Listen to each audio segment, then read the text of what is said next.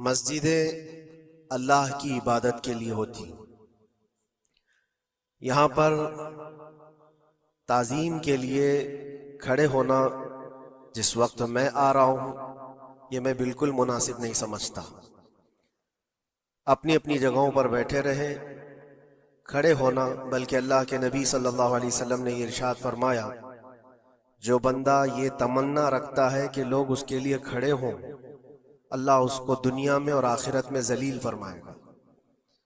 ہمیں یہ ہرگز تمنا نہیں ہونی چاہیے کہ ہمارے لیے لوگ کھڑے ہوں، اور اللہ کی عبادت کے لیے آئے ہیں اور ہمارا سر یہاں پر صرف اللہ کی بارگاہ میں جھکنا ہے۔ اور یہاں پر اللہ اکبر جب کہا جاتا ہے اللہ سب سے بڑا ہے، پھر کسی کی طرف توجہ نہ ہو، باہر تعظیم و تکریم، عزت و وقار سب اپنی جگہ پر، یہ اللہ کا گھر ہے اور خالص اللہ کی عبادت۔ بہرحال درود پاک پڑھ لیں۔ اللہم صلی علی سیدنا محمد معدن الجود والکرم وآلہ واصحابہ الکرام وابنہ الکریم وبارک وسلم صلاة دائمة سرمدا ابدا۔ اللہ تبارک و تعالی نے قرآن پاک میں ارشاد فرمایا کہ اللہ کی طرف بڑھنے کے لیے تم راستہ تلاش کرو اور محنت کرو،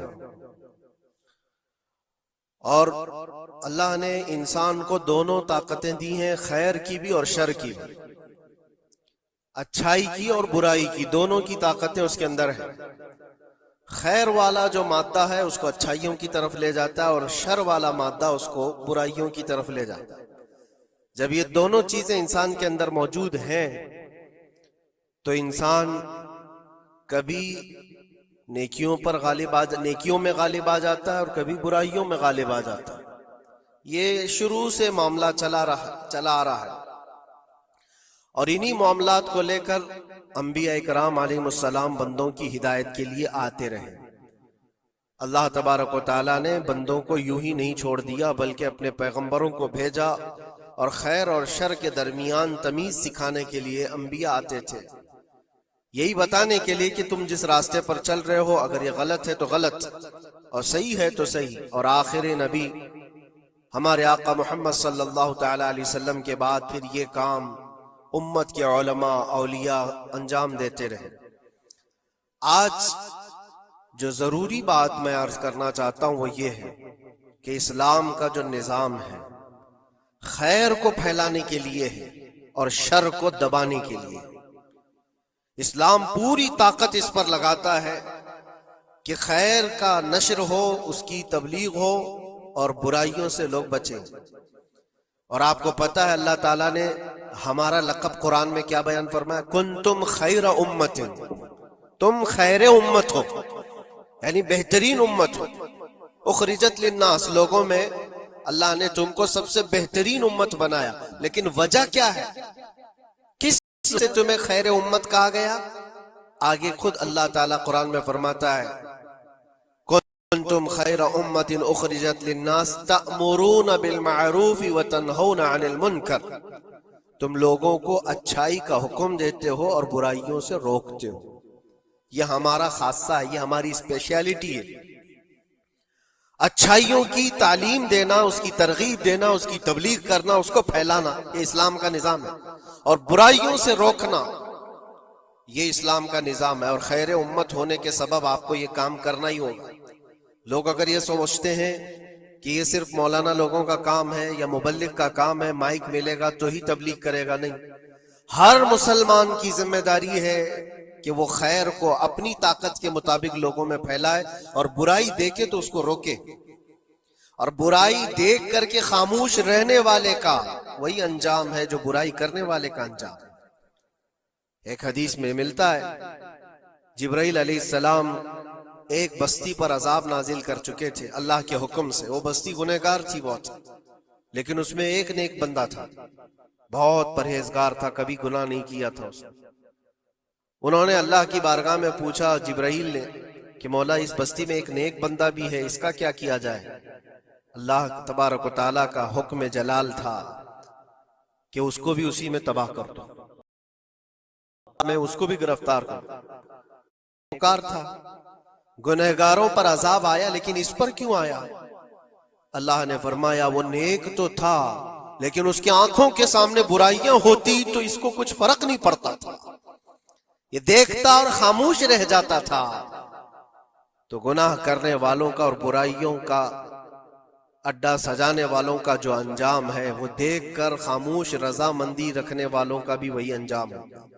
इसलिए उम्मत की जिम्मेदारी है ये कि आप अपने इर्द गिर्द अगर बुराइयां देखें और गलत बात देखें तो उसको रोकें, और रोकने की आपके पास जैसी ताकत हो, जुबान से रोक सकते, जुबान से, हाथ से रोक सकते, हाथ से, ये दोनों की ताकत नहीं है तो दिल में बुरा जानकर उस जगह से उठ जाओ, उस जगह का बायकाट करो। ये तो कम से कम कर ही सकता है इंसान। हो सकता है आज के दौर में हाथ का इस्तेमाल तुम्हारे लिए बहुत मुसीबत बन जाए, तुम्हारा उसके ऊपर हुक्म नहीं चलता हो, जुबान का इस्तेमाल नहीं कर सकते हो, मजबूर हो, तो इसमें क्या मजबूरी है कि अपने दिल से बुरा जान करके उठो।